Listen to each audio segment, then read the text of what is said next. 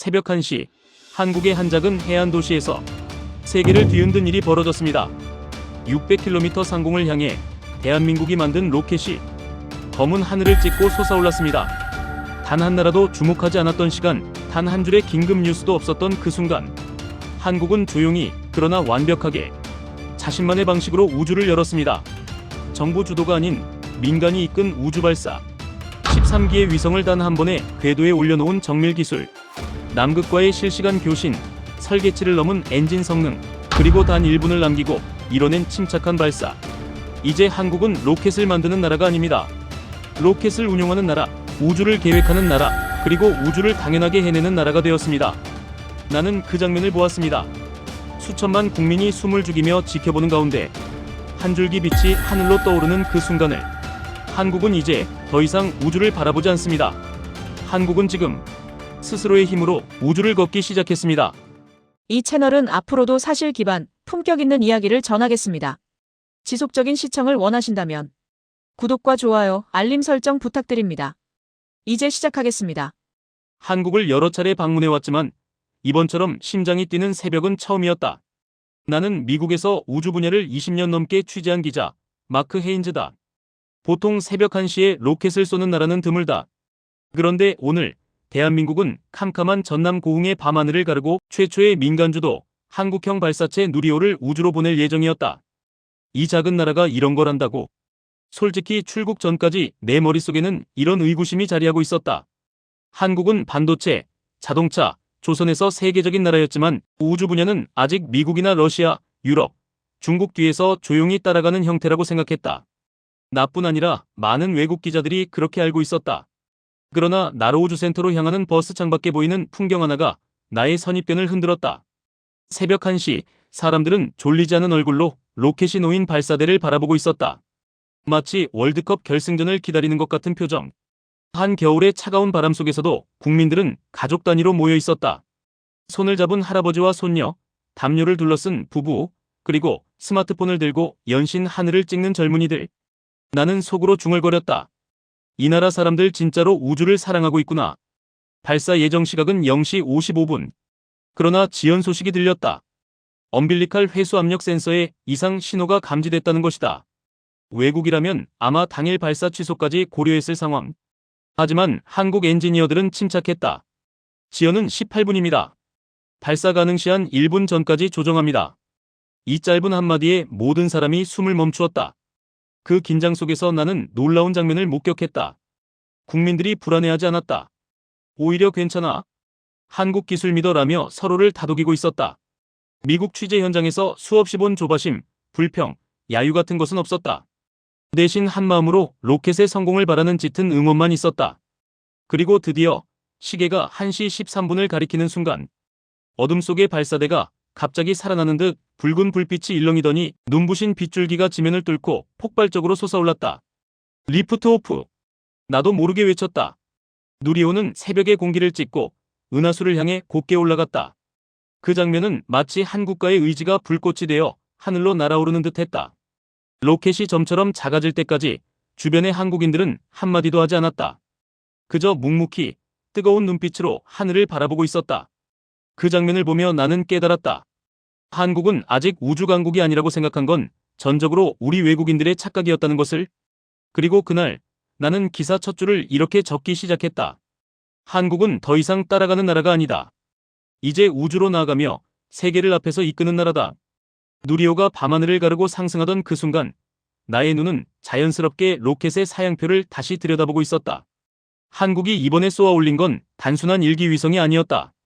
516Kg급 차세대 중형 위성 3호와 12기의 큐브 위성, 총 13기의 위성을 한 번에 올리는 임무였다. 솔직히 말하면 이런 임무는 미국에서도 신중하게 접근한다. 단일 발사체에 다수의 위성을 실어 올리는 건 기술력 균형 분리 순서 모든 게 정밀해야 하기 때문이다. 한 발만 삐끗해도 위성 전체가 손상될 수 있다. 그런데 한국은 이번 4차 발사에서 그 난도를 정면으로 받아들였다.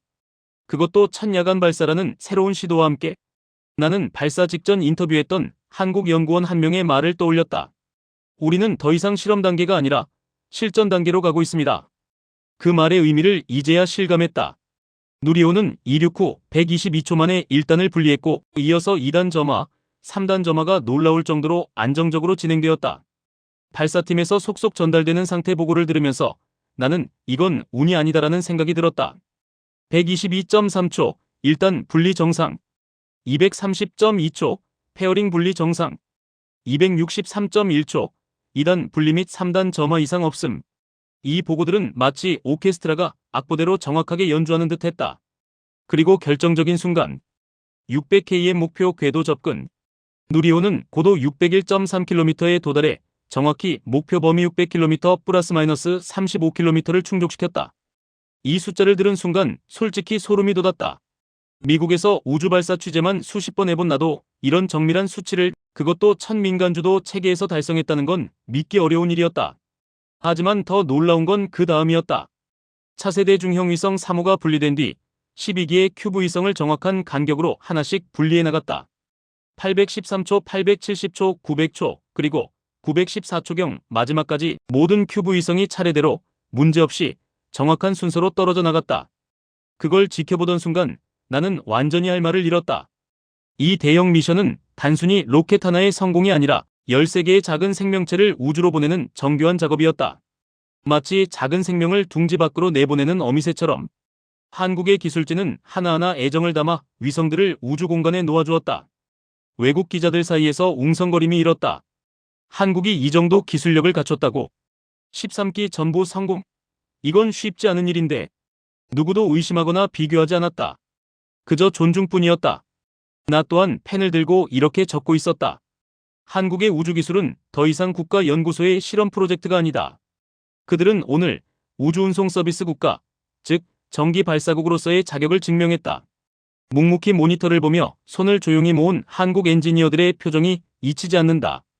그들에게 성공은 과시나 환호가 아니었다. 조용한 미소, 고개 숙인 감사, 그리고 다음 발사를 준비하는 담담한 자세. 그 순간 나는 단번에 깨달았다. 한국이 세계 5대 우주 강국을 목표로 한다고 말할 때 그 말은 꿈이 아니라 시간 문제라는 것을. 그리고 나는 취재 수첩 한 켠에 조용히 한 문장을 적었다. 오늘 한국은 13개의 위성을 올린 게 아니라 미래 30년의 가능성을 올려놓았다. 누리호 4차 발사의 성공이 발표되자 나로우주센터의 취재 구역은 잠시 술렁였다. 단순히 한국이 로켓을 쏘았다는 사실 때문이 아니었다. 오늘의 발사는 한국 우주 역사상 처음으로 민관이 함께 만든 로켓, 그리고 민간이 운용과 제작의 핵심을 맡아 진행한 최초의 모델이기 때문이다. 취재실 스크린에 한화에어로스페이스라는 이름이 뜨자 각국 기자들의 시선은 동시에 모니터로 향했다. 미국에서는 스페이스X가 정부를 앞지르며 우주 비즈니스를 개척했듯이 한국도 비슷한 길로 가고 있다는 사실을 실감한 순간이었다. 솔직히 나는 그동안 한국의 우주산업이 정부 중심이라는 이미지를 갖고 있었다. 항우연항공우주연구원이 모든 것을 주도하고 민간 기업들은 협력업체 정도라 생각했다. 그러나 이번 발사는 그런 나의 인식을 뿌리부터 흔들었다. 한화가 로켓 제작 조립의 체계 종합기업으로서 전반을 맡고 항우연은 발사 운용을 민간과 함께하는 파트너로 나섰다. 정부, 연구기관, 기업이 하나의 팀처럼 움직이는 모습은 미국에서 보던 민간 우주시대의 전형적인 모델과 닮아 있었다. 하지만 한국 특유의 단단한 협업 문화가 더해져 더욱 촘촘했다. 발사 통제실을 볼 때 그 차이가 명확했다. 수십 명의 민간 엔지니어들이 정부 연구원들과 나란히 앉아 실시간 데이터 분석을 진행하고 있었다. 그들의 눈빛은 협력자가 아니라 동료였다. 그 순간 나는 깨달았다. 한국은 단지 스페이스X를 따라가는 것이 아니라 한국식 민간 우주 생태계를 만들어가고 있다는 것을. 나는 통역을 통해 한 엔지니어에게 물었다. 민간 기업이 주도하는 모델로 바뀌면 가장 큰 변화는 무엇입니까? 그는 잠시 모니터에서 눈을 떼고 조용히 말했다. 우주 개발이 이제 프로젝트가 아니라 산업이 되는 겁니다. 그 말에 나는 온몸에 전율이 일었다. 그동안 한국은 정부가 계획하고 연구소가 개발하는 방식으로 우주를 준비해왔다. 그러나 오늘 이 발사는 한국이 우주를 산업으로 전환하는 공식적 선언에 가까웠다. 국가가 민간 기업의 역할을 넘기고 민간이 기술을 축적하며 연구기관은 전체 품질을 관리하고 안전을 책임지는 구조. 이 체계는 미국이 수십 년 걸쳐 만든 방식인데 한국은 불과 몇 년 만에 도달했다. 그 변화는 기자들에게도 명확히 드러났다. 발사 성공 발표를 하는 정부 관계자의 어조는 확실히 달랐다. 오늘 성공은 정부 중심에서 민간 중심으로 전환되는 대한민국 우주 생태계의 첫걸음입니다. 나는 그 문장을 듣는 순간 한국이 이제 본격적으로 민간 우주 산업에 뛰어드는 시대가 시작됐음을 실감했다. 특히 기술 독립에 가까운 움직임이 내 시선을 멈추게 했다. 해외에 의존하지 않고 발사체부터 엔진까지 독자 개발한다. 한화 대표의 이 말은 미국 기자들 사이에서도 반향을 일으켰다. 한국이 단순히 로켓 하나를 만든 것이 아니라 장기적으로 다른 나라 기술에 기대지 않는 국가적 자립을 목표로 한다는 선언이기 때문이다. 한국이 목표로 삼고 있는 세계 5대 우주강국은 이제 허황된 말이 아니었다. 오늘의 협업 구조를 보면 한국은 이미 그 궤도에 올라서 있었다. 나는 취재 노트에 이렇게 적었다. 한국은 정부의 나라가 아니다. 한국은 책임을 민간과 나누고 성공을 국민과 함께 만드는 나라다. 그리고 그 협업 구조가 한국을 앞으로 10년 안에 우주강국으로 끌어올릴 것이라는 확신까지 덧붙였다.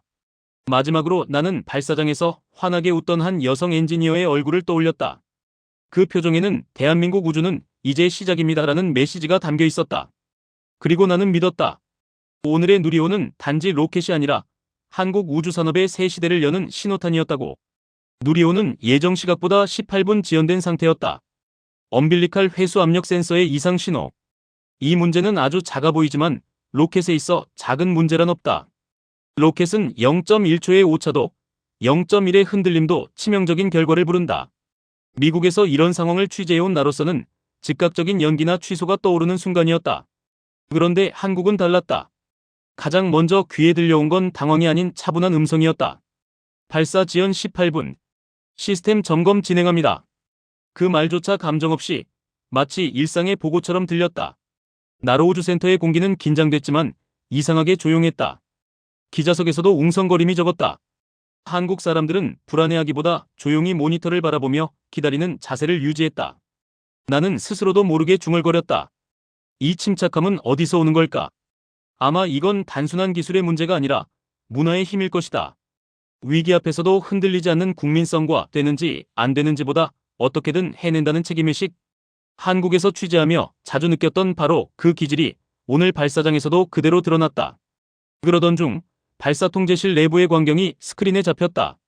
정부 연구원들이나 군장교 같은 분위기가 아니라 민간 엔지니어들과 연구자들이 나란히 앉아 빠르게 그러나 차분하게 데이터를 교차 검증하고 있었다.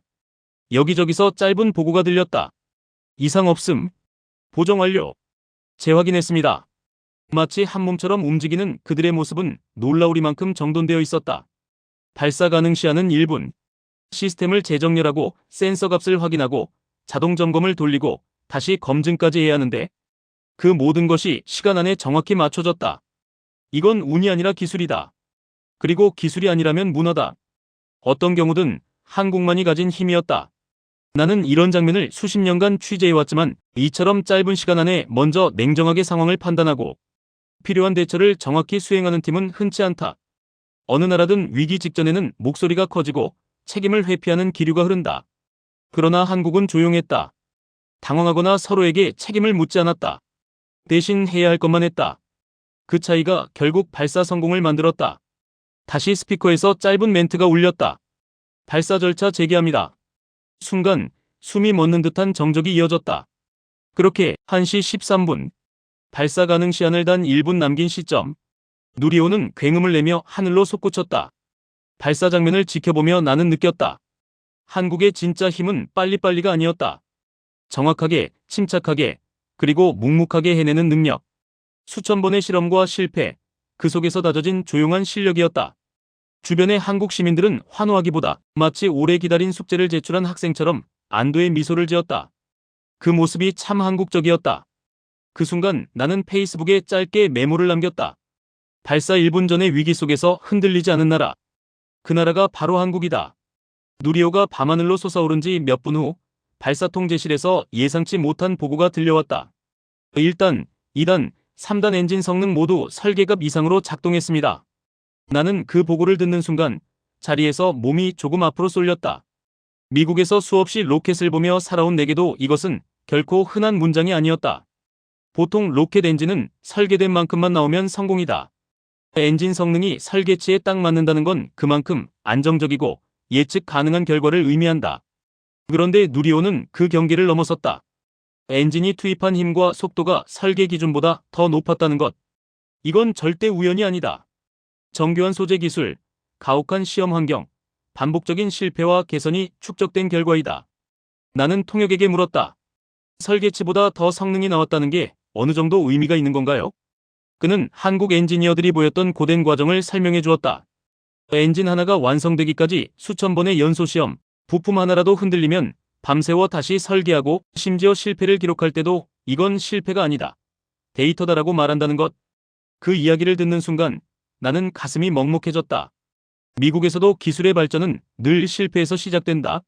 하지만 실패를 대하는 자세는 국가마다 다르다. 한국의 방식은 조용하다. 투덜대지도 않고 감정을 드러내지도 않고 그저 묵묵히 다시 만드는 것이다. 그런 한국식 집념이 오늘 엔진 성능으로 드러난 것이다. 누리호가 목표 고도인 약 600km 궤도에 도달하기까지 걸린 시간은 741초. 지구 공률에 맞춰 부드럽게 곡선을 그리며 1단, 2단, 3단이 순차적으로 분리되고 점화되는 과정은 완벽에 가까웠다. 발사팀이 발표한 내용을 들으며 나는 놀라움을 숨길 수 없었다. 엔진 출력이 설계보다 높아 발사 시점이 당초 예상보다 앞당겨졌습니다. 한국 엔지니어들은 이 사실을 매우 담담하게 설명했다. 그러나 외국 기자들에게 그것은 기술 도약 그 자체였다. 로켓은 계산된 힘으로 날아간다. 너무 낮으면 실패, 너무 높으면 위험. 그런데 누리호는 정밀한 균형을 유지한 채 위쪽의 가능성을 보여줬다. 이건 단순히 힘이 센 게 아니다. 정확히 조절할 줄 아는 기술력이다. 나는 발사 직후 엔지니어들이 서로 악수하는 모습을 보았다. 크게 소리 지르지도 과도하게 기뻐하지도 않았다. 토닥토닥 서로 등을 가볍게 치며 고생했어. 이제 다음 준비하자. 그런 표정들이었다. 한국의 기술자는 유난히 겸손하다. 그러나 그 겸손 속에는 누구도 넘볼 수 없는 실력이 자리한다. 그 실력이 오늘 엔진 성능으로 증명된 것이다. 주변의 외국 기자들은 연신 메모를 하며 고개를 끄덕였다.